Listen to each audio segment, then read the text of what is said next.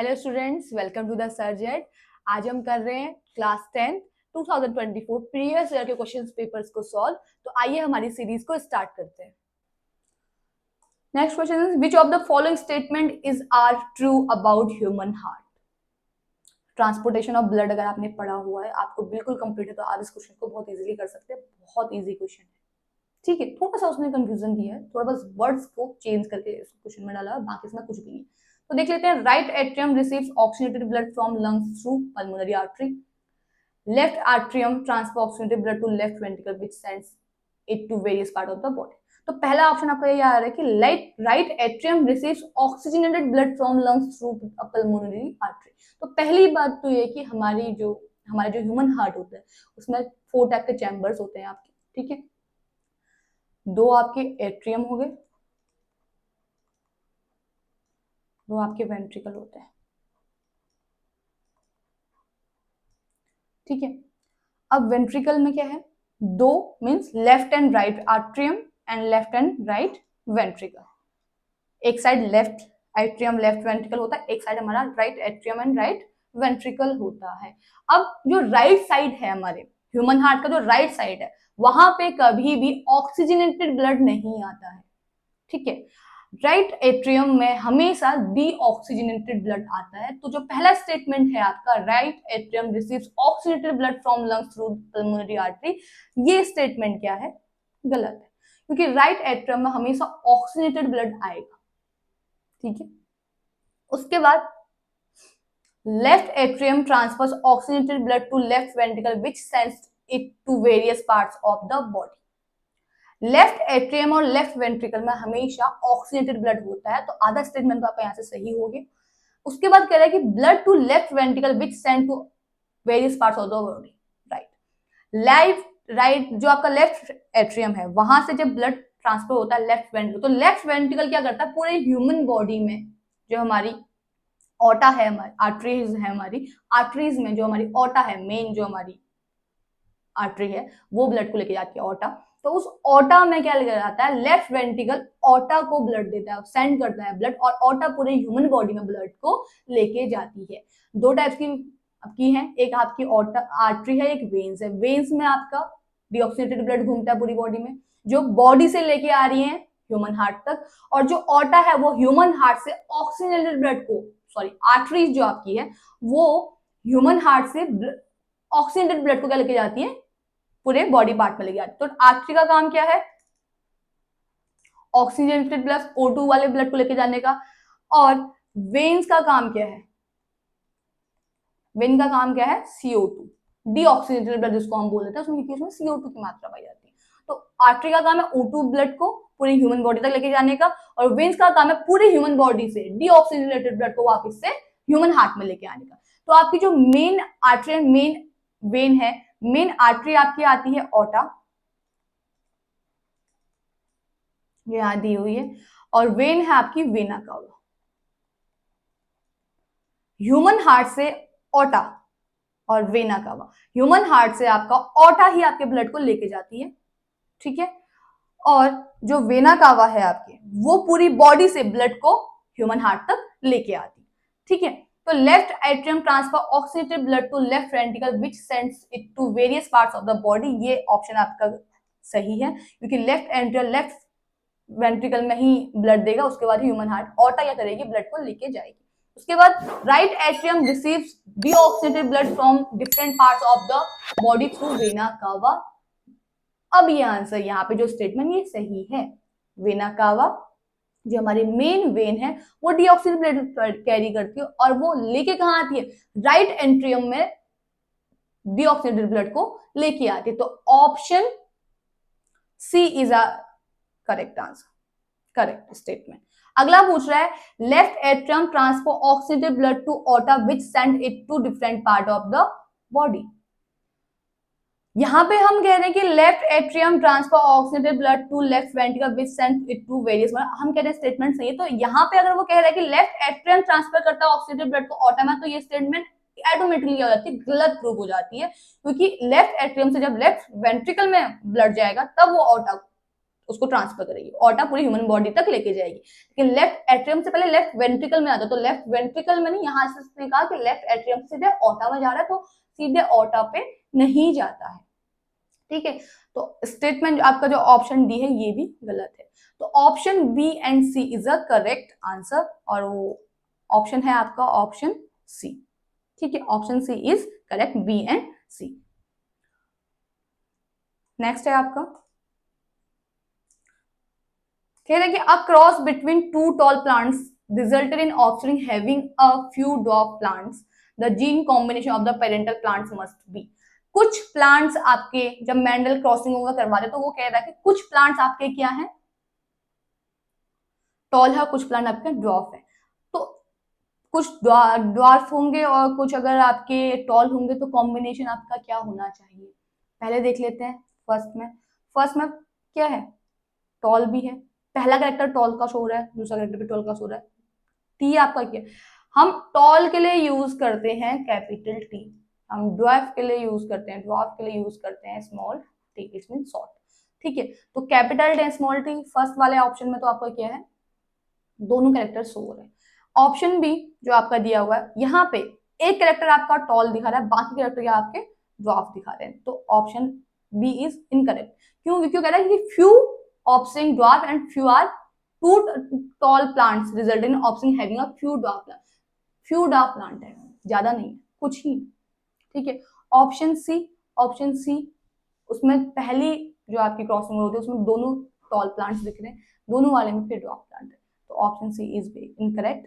उसके बाद आपका ऑप्शन डी है, ऑप्शन डी में सारे के सारे टॉल प्लांट्स हो रहे हैं, तो ये तो वैसे गलत हो जाता है। इसमें ड्वार्फ, इसमें आपका एक ड्वार्फ और एक टॉल, लेकिन जो आपका टी एंड टी है, इसमें एक कैरेक्टर टॉल है, इसमें भी एक कैरेक्टर टॉल है।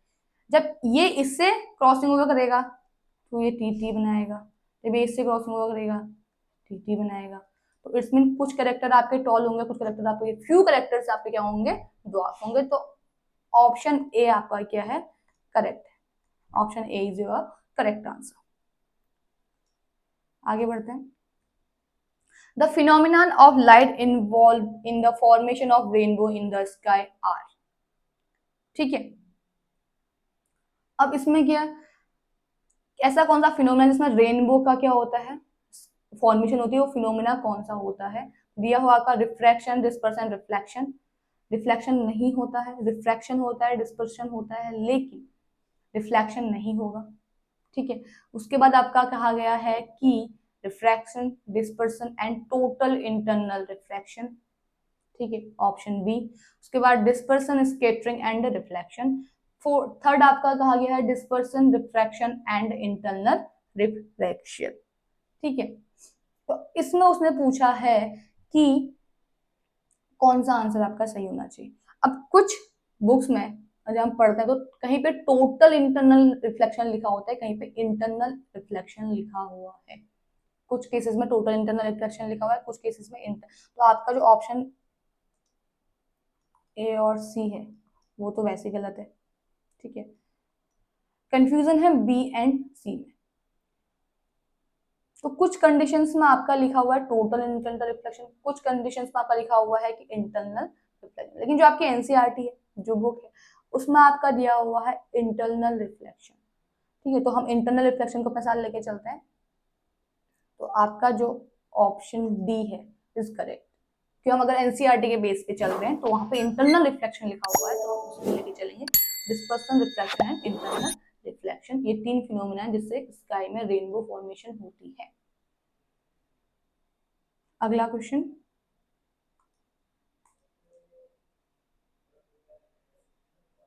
in case of 4 wires of same material, the resistance will be minimum if the diameter and the length of the wire respectively are। तो रेसिस्टेंस हमें निकालना है और रेसिस्टेंस मिनिमम होता होगा कह रहे हैं, तो रेसिस्टेंस क्या होता है, आर। हमने कुछ फैक्टर्स पढ़े थे जो अफेक्ट करते हैं रेसिस्टेंस को, तो पहले तो उसको देख लेते हैं। आर प्रोपोर्शनल है, आर डायरेक्टली प्रोपोर्शनल होता है लेंथ के, अगर लेंथ बढ़ रही है तो आर रेजिस्टेंस भी बढ़ेगा, और रेजिस्टेंस अगर घट रहा है तो लेंथ भी घटेगी, directly proportional. And resistance is inversely proportional of 1/A area of cross section. अगर एरिया बढ़ रहा है तो रेसिस्टेंस घटेगा, एंड रेसिस्टेंस अगर बढ़ रहा है तो एरिया कम हो जाएगा। तो यहाँ पे पूछा है resistance will be minimum, minimum की बात करें तो इट्स मीन लेंथ क्या है, रेसिस्टेंस कम है तो लेंथ भी आपकी कम रहेगी, एंड ये आपका बढ़ता रहेगा। ठीक है, अगर ये घटे, ये बढ़ रहा है तो ये घटेगा, और ये दोनों आपके बढ़ रहे हैं तो ये दोनों, ये भी बढ़ेगा। अब ऑप्शंस देख लेते हैं, D2 एंड L4। अब इसका एक फॉर्मूला है, हम जब रेसिस्टिविटी निकालते हैं, हम रेसिस्टेंस है तो वहां पे एक फॉर्मूला यूज करते हैं, रो L/A।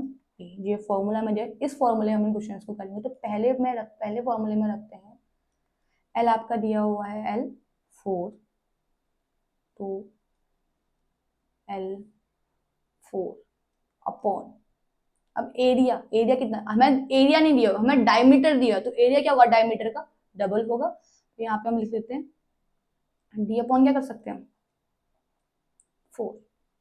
ठीक है, तो कैंसिल आउट कर दो, ये आपका ऊपर चले जाएगा एल के इंटू में, तो ये कैंसिल आउट, वहां से भी कैंसिल होना, तो अब यहाँ पे आपका क्या आ जाता है रेजिस्टेंस R।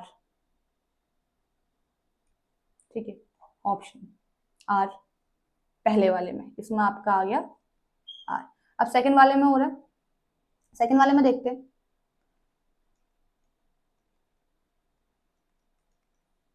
लेंथ आपकी 4 दी हुई है, D4 है तो D4 का हम स्क्वायर करेंगे कि डबल होगा, जैसे कि मैंने कहा। ठीक है, तो 4 ऊपर रहेगा आपका, ये क्या आ जाएगा आपका 16 D/16, ये मल्टीप्लाई में चले जाएगा तो 16 इंटू 4 64, R आपका आ गया 64। इस कंडीशन में कितना आ रहा है 64। 2D एंड L, इसमें देखते हैं L/2D है तो 4 कर देंगे इसको डायरेक्टली, आप 4A ले लीजिए इसको। ठीक है, तो ये आपका कितना आ जाएगा 1/4, R आपका 1/4 आ गया। अब इस कंडीशन में देखिए, ये आपका आएगा 2/4 है, कितना हो जाएगा यहाँ पे 4 का स्क्वायर कर लेंगे तो हम, ये हो जाएगा हमारा 16, तो ये आपका आएगा 1/8। यहाँ पे R आपका आएगा 1/8, यहाँ पे R आपका आ रहा है 1/4। तो पहली कंडीशन में आपका, पहले का आपका आ रहा है R, सेकंड का आपका आ रहा है 64, थर्ड आपका आ रहा है 1/4, एंड फोर्थ कंडीशन आपकी है 1/8। अब उसने मुझे will be the minimum if diameter, resistance minimum होगा तो सबसे कम किसका है 1/8, तो 1/8 पार्ट जो है, तो ऑप्शन डी जो आपका है वो करेक्ट हो जाएगा, क्योंकि 1/8 इसका पार्ट आंसर आ रहा है। ठीक है, तो आगे बढ़ते हैं।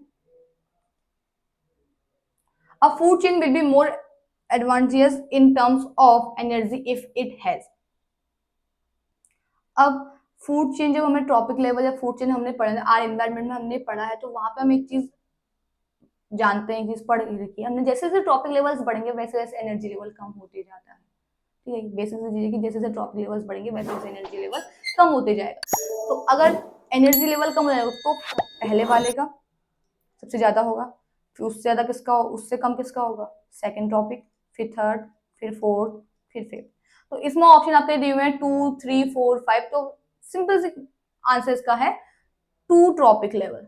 सबसे ज्यादा एनर्जी किसकी होगी 2 ट्रॉपिक लेवल की। 3 ट्रॉपिक लेवल में जाएगा तो उसमें क्या हो जाएगा, फिर 10% एनर्जी बचेगी, 90% एनर्जी आपकी खत्म होती है, फिर उसकी 10% बचेगी फोर्थ लेवल में, फिर उसकी 10% बचेगी आपकी फिफ्थ ट्रॉपिक लेवल। तो सबसे ज्यादा इस वाले जो आपके ऑप्शन है, इन ऑप्शन में सबसे ज्यादा जो एनर्जी है वो है सेकेंड ट्रॉपिक लेवल की, इससे ज्यादा आपकी किसी होगी फर्स्ट की। ठीक है, तो स्टूडेंट्स अगर आपको हमारी ये वीडियो पसंद आई है तो हमारे चैनल से जुड़े रहिएगा, और हमारी अगली क्वेश्चन सीरीज हमारे चैनल पे जल्दी अपलोड होने वाली है। Thank you, wish you all the best.